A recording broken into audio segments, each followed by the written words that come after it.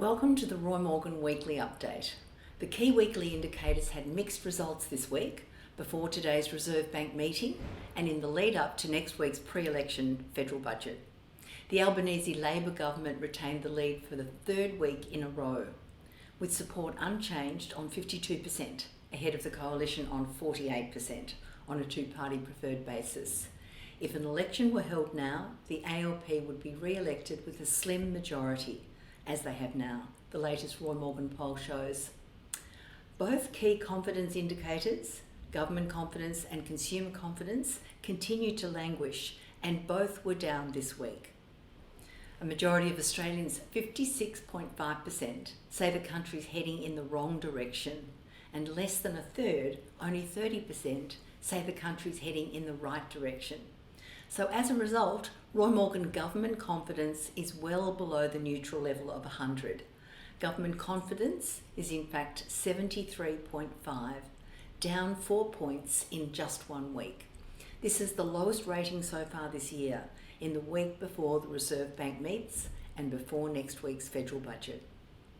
In terms of consumers, only 9% of Australians expect good times for the economy over the next year, and only 10%, down 2 percentage points, expect good times for the economy over the next 5 years. That's the lowest figure for this indicator so far this year. And as a result, there was a small drop in ANZ Roy Morgan consumer confidence, down 0.6 points to 80.5 this week.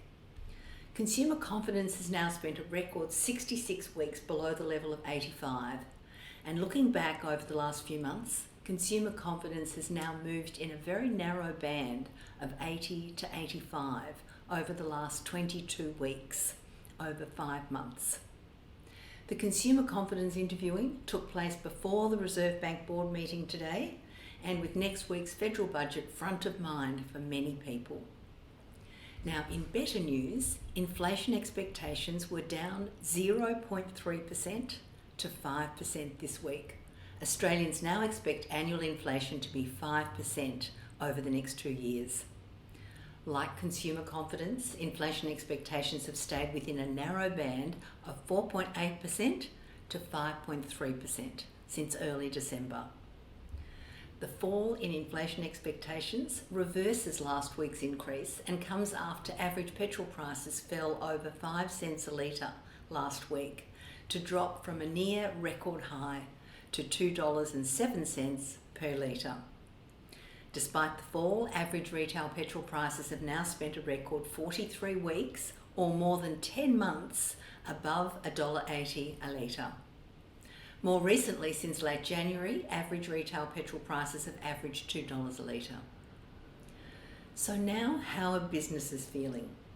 Roy Morgan's business confidence for April shows the index up slightly by 1.3 points to 99.3, almost 100. Roy Morgan interviews around 1,500 businesses each month to gauge their views on their company's prospects, as well as their assessment of the broader Australian economy.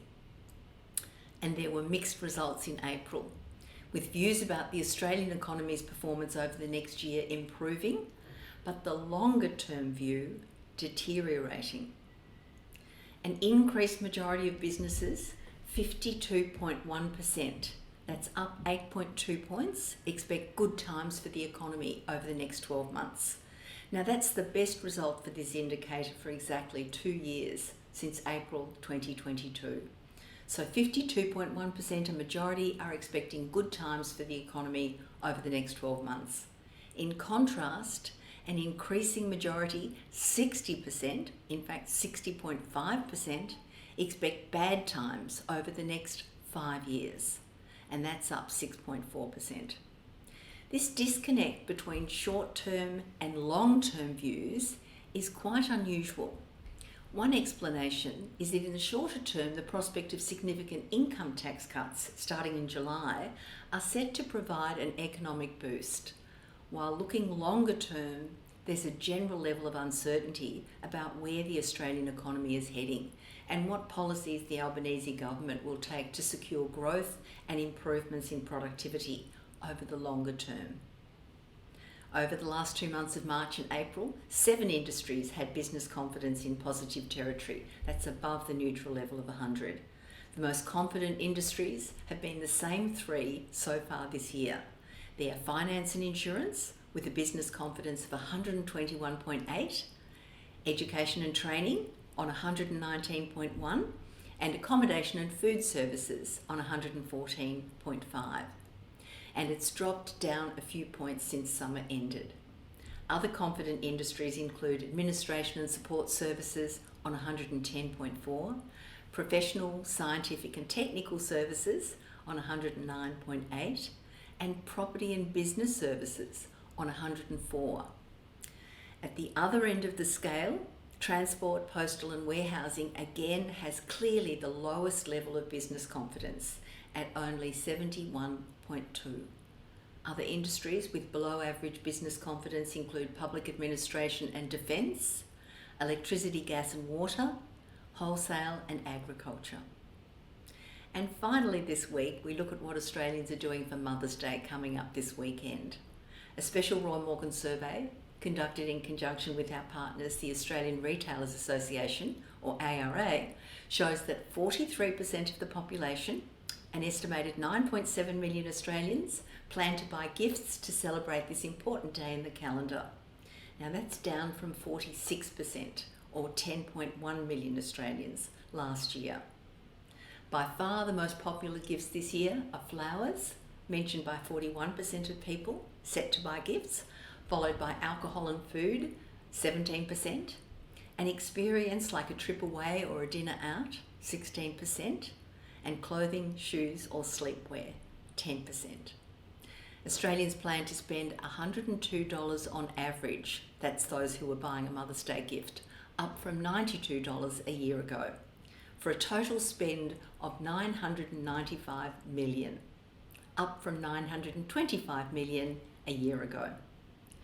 Those people aged under 35 are set to spend a total of $440 million, more than any other age group. A majority, 52% of Australians, plan to celebrate Mother's Day with a special breakfast, lunch or dinner. And the most popular place, mentioned by 35% of respondents, is at home.